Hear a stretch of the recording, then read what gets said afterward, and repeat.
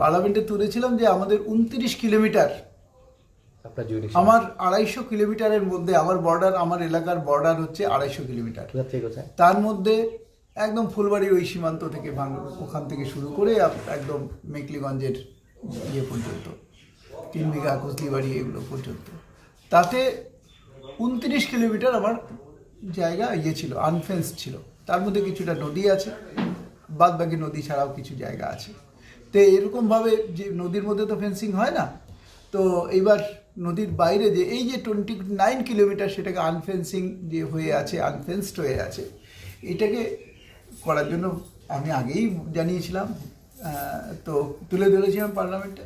আমার মনে হচ্ছে সেই কাজগুলো অনেকটা শুরু হয়েছে এবং আগামী দিনে আরও কাজটা ত্বরান্বিত হবে। এবং এখন তো দেখেছেন মানে ক্যাটল স্মাগলিং, হিউম্যান ট্রাফিকিং এগুলো অনেকটা কমে গেছে। দেখুন বিএসএফ এই বর্ডার নিয়ে কিন্তু অনেকটা স্ট্রিক্ট। আপনারা দেখেছেন যখন বাংলাদেশ যখন চরম গণ্ডগোলশীল ছিল, যখন হাজার হাজার শরণার্থী আমাদের ইন্ডিয়ার দিকে আসছিল, হিন্দু শরণার্থী, ওখানে অত্যাচারের ভয়ে, তখন কিন্তু দেখেছেন তো কীভাবে বিএসএফ অ্যাক্ট করেছিল। বিএসএফ কিন্তু তখন বর্ডারকে প্রোটেক্ট করার জন্য ওরা যা যা করার দরকার তারাই করেছে। যদি ঠিকমতো দেখা যায় তাহলে দেখবেন যে বিগত কয়েক বছর ধরে ভারতবর্ষের সাথে বাংলাদেশের সম্পর্কের উন্নতির কারণে বা ভালো সম্পর্কের জন্য আমরা কিন্তু দুজনেই উপকৃত হয়েছিলাম।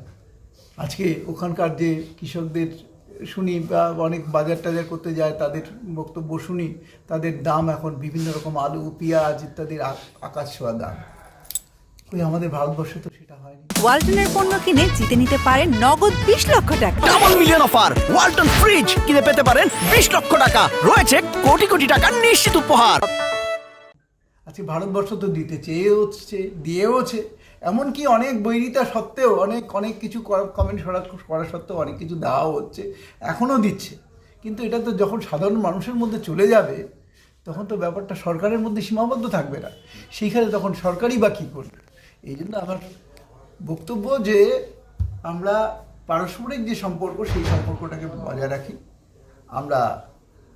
আমরা সবাই ভাই, আমরা চাই আমাদের এই বলছি, আমাদের ধর্মে তো একটা কথায় বলাই আছে, সর্বে ভবন্তু সুখিনঃ।